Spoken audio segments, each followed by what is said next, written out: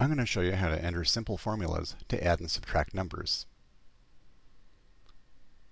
This column shows what the formula looks like, and in this column I'll actually type the formula and you can see the results.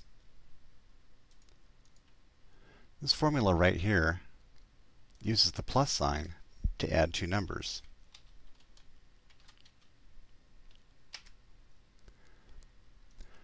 This formula uses the sum function to add three numbers.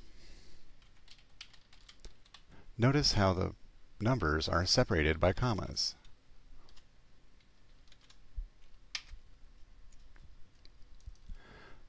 This formula uses the sum function to add a range of numbers, E7 to G7. And I'll go ahead and use the mouse to select the range.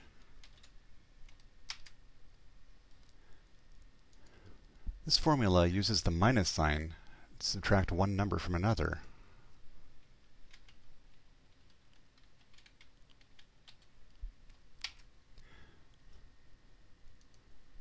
This formula uses the sum function to add two numbers and subtract a third that are all contained in cells over here.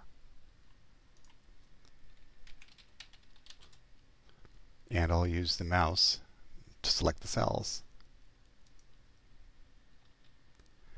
And I'll enter a minus sign before I select G7.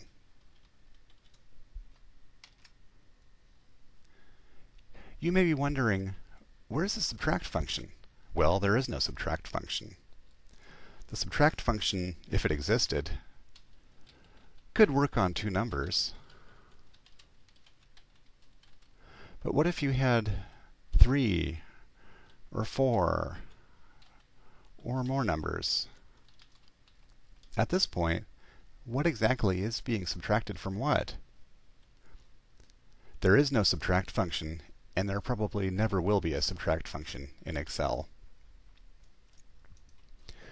Finally, I'll use this formula and the sum function to add and subtract numbers from each other.